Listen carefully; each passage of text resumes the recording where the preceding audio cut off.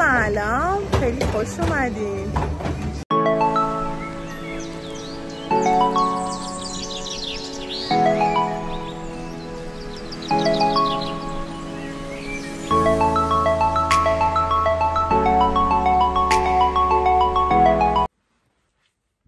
سلام، چطورین؟ خوبین؟ من خیلی وقت نبودم. علت اینی که نبودم هم اینه که کلی کار داشتم، کلی پروژه هایی و درس های عقب افتاده. واقعا خیلی خسته می شدم و با اینکه هر روز می رفتم و می اومدم و کلی فیلم برای خودم داشتم، ولی اصلا جون و توانی رو نداشتم که بشینم و همشون دسته‌بندی کنم، بعد ادیتشون کنم و اینا. کلن از فوریه، از بهمن تا الان که یک اردیبهشت امروز، یک عالمه کارهای عقب افتاده دارم که دوست دارم انجامشون بدم، ولی خب به قدری زیاد هستن که واقعا آدم وقت نمیکنه دونه به دونه بشینه و تک تکش رو انجام بده. یکی از اونها هم همین راجب مسئله کار و پیدا کردن کار و چجوری تو آلمان اصلا تو رشته خودم دوره های مخصوص به خودم رو گذروندم. خیلی دوست دارم راجب اینا بگم، چون واقعا فکر میکنم که نه، به وضوح دیدم که متاسفانه دارن از هموطنانمون شرکت های مختلف و افرادی که تو پیج های اینستاگرامی هستن سوء استفاده میکنن و خدا تومن پول میگیرن، چیزی که خیلی به راحتی میشه انجامش داد. فقط ابتدای کار مثل این که ما هممون مثل یه نوزاد هستیم که کم کم داریم راه رفتن رو میخوایم یاد بگیریم. خب این راه رفتنه باید یه نفری باشه که بهت اون قوت قلب رو بده، اون انرژی رو بده، یا بتونن ازت نگه داره که تعادلت به هم نخوره. و خیلی دوست داشتم راجع به اینا صحبت کنم، ولی خب واقعا اصلا وقت نشد.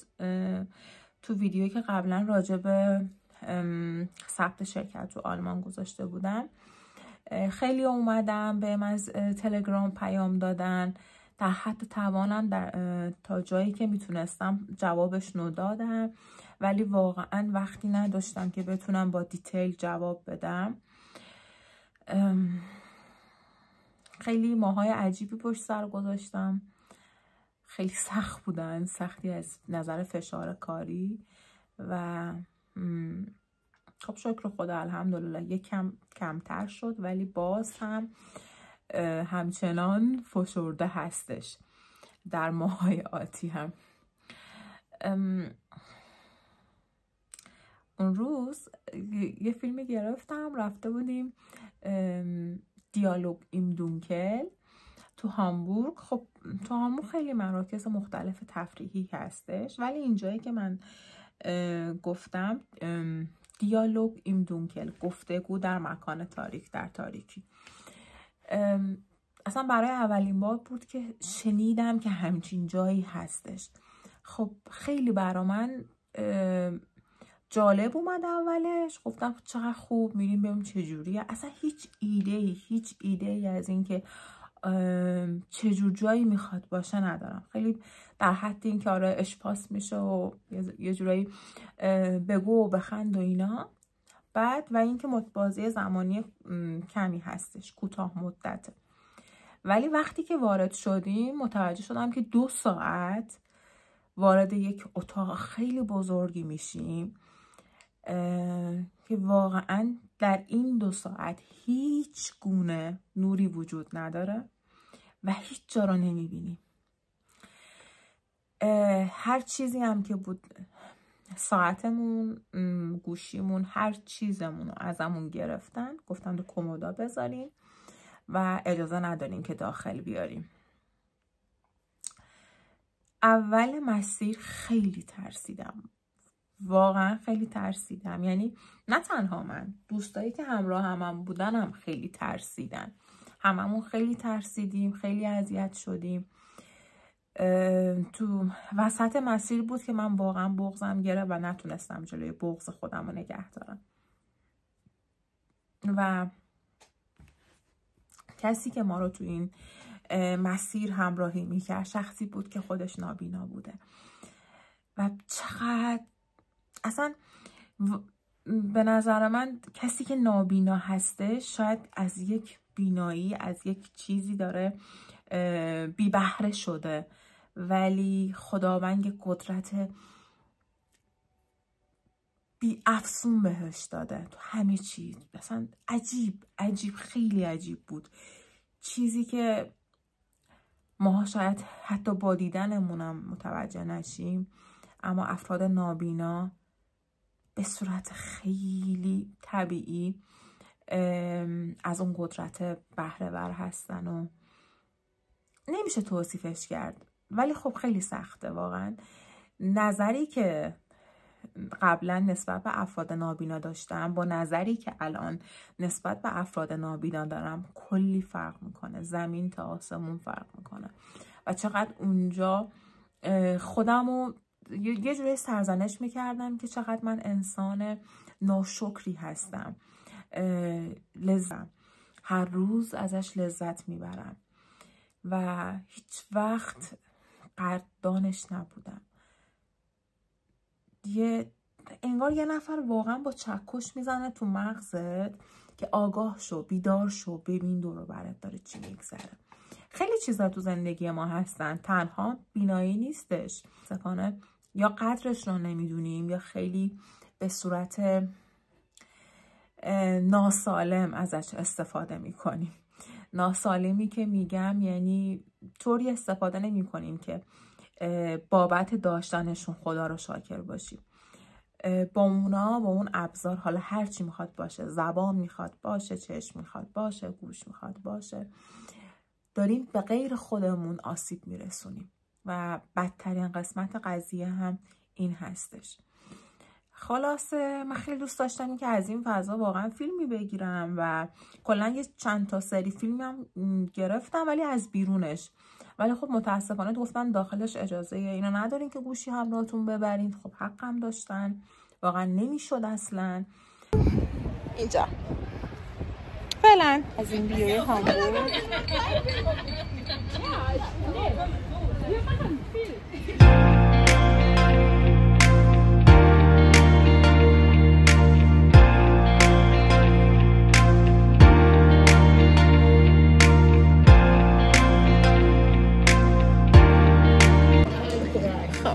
رفتیم داخل این دیالوگ این دونکل و کاملا اونجا کلا تاریک بود و چیزی هم نمیدیدیم. اما خیلی ترسناک بود، اولش خیلی ترسناک بود واقعا، یه خوف وحشتناکی به آدم اومد، اما بعدش خب عادت میکنیم. کلا مسیرهای مختلفی داشته و چون بردن موبایل و اینا قدغن بوده نتونستم ببرم. ولی چیزی که هستش تو ایستگاه اولش میگه فقط گوش کنید چه صدایی میشنویم. یه جنگل بود، آبسار بود و صدای پرنده اینا بود. بعدش وارد خیابون شدیم و مغازه ها دست زدیم، مثلا مغازه‌ای شیشه‌اش پسته چی نوشته روی شیشه‌اش و اینا. بعدش مرحله دومش چی بود؟ مرحله سوم چی بود؟ یادته؟ کافه رفتی؟ نه چند تا، ببخشید مرحله دومی بود که چند تا پل عوض کردیم، از یه پل معلق هم رد شدیم و اون احساسی که الان قراره بیفتی و ترسم بود. بعدش رفتیم رو کافه نشستیم، سفارش دادیم، بعد چیزایی که خوردیم کاملا اصلا نمیدیدیم چی خوردیم و اینا، فقط اینجوری داشتیم خوردیم. و مرحله آخرش هم که رفتیم صندلی رو صندلی نشستیم. واقعا هم سخت بود، اصلا خیلی سخته و خدا رو واقعا شکرگزارم که این نعمت بزرگی رو به ما داده که متاسفانه قدرش رو نمیدونیم.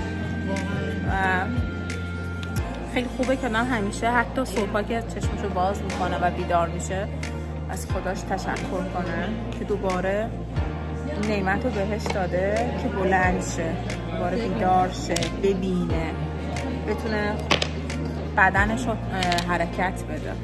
خیلی نعمت بزرگه. خلاصه که اینم ویوی اینجا هستش و اینجوری خیلی ارزش دیدن داره، ولی خب اولش یه ذره خوف داره.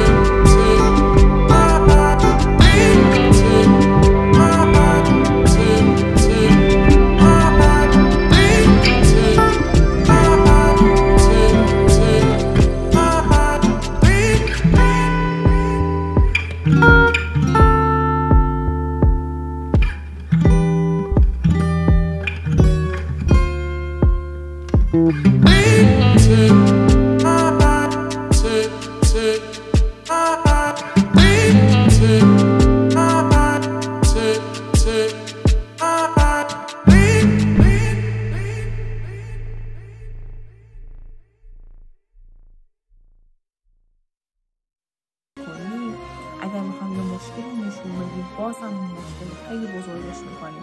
اگر بخوایم یه خوبی رو نشون بدیم باز هم اون خوبی خیلی بزرگش میکنیم. کلا همه چی داریم اغراق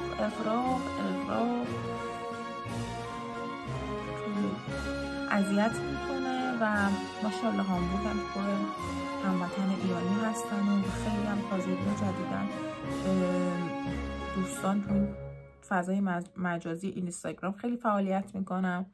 دوستان جدیدی هم که اومدن بیشتر شده، یا اصلا حالا قبلیا باز هم بهتر عمل میکنن. خیلی فضای مسمومی شده متاسفانه اینستاگرام خیلی فضای مسمومی شده و اصلا نمیتونم تحمل کنم.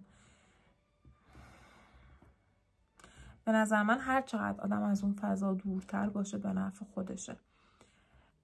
حالا امروز یکی از همکارام میگفت من شب ساعت 3:30 خوابیدم و گفتم تا 3:30 چی کار میکردی؟ مثلا پارتی بودی؟ مهمون داشتی؟ مهمون رفته بودی اینا؟ گفت نه اینستاگرام رو نگاه میکردم. اون یکی برگشت گفت آره منم تا ساعت 2 نگاه کردم. بعد اون یکی برگشت گفت اینا دیدی این کلیپ ها دیدی؟ گفتم شما واقعا اینا رو از کجا اینستاگرام نگاه میکنید؟ انقدر محتوا هست و بعضی از محتواها واقعا ناسالم هستن، محتواهای زرد هستن، ولی خب عادت کردیم به این که باشون سرگرم بشیم و به نظر من انسان با هر چیزی که خودشو عادت بده اصلا متوجه نمیشه که درسته یا غلطه. این مسیر رو همینجوری ادامه میده و تا ساعت 3:30 شب هم میرسه که میشینه و فیلم میبینه و فیلم های اینستاگرامی رو میبینه. پست‌های اینستاگرامی رو میبینه. عجیبه ولی خب چیکار میشه کرد دیگه. هر کسی یه روش و منشی داره که خوب پیش میره. به هر حال چیزی که میخوام بگم اینه که چند تا ویدیوی بعدی راجع به تاریخچه چایی، شکلات و اگر بتونم و اطلاعاتی به دست بیارم راجع به تاریخچه نوشابه بگم. گرچه من کلی ویدیو از سفرهای قبلیم که رفته بودم دارم، ولی خیلی برام سخته که بشینم اینا رو ادیتشون کنم. شاید رفته حوصله کنم بشینم ادیتشون کنم. سفری که به فارو داشتم، سفر به لیسبون، اصلا اون سفر فارو اینا خیلی جالبن، خیلی جالبن. سفر لیسبون و سفر سیلیویا و یا خود زوریخ و آمستردام و اینا، ولی خیلی زمان میبره. فکر نمی کنم باید این سری تصمیم گرفتم اگر سفر میرم همون لحظه همونجا حالا هر چی شد ادیتشون کنم، بعد مثلا آپلودش بمونه برای بعد. چون واقعا بعد اینکه بعد از سفر میام خب میگم خب میشینم ادیت میکنم، هی این کار هی اون کار، هی پشت سر هم اتفاقات متعدد و واقعا وقت نمیشه که این کار رو انجام بدم. خلاصه که آره میخوام راجع به تاریخچه چند تا محصول، چند تا کالای پرمصرف و محبوب با هم دیگه صحبت کنیم و حالا ببینم چجوری پیش میره. ولی امیدوارم که دوست داشته باشین. اگر شما هم پیشنهادی دارین حتما بهم بگین، برم دنبالش، ازش بخونم، چند تا چیز یاد بگیرم.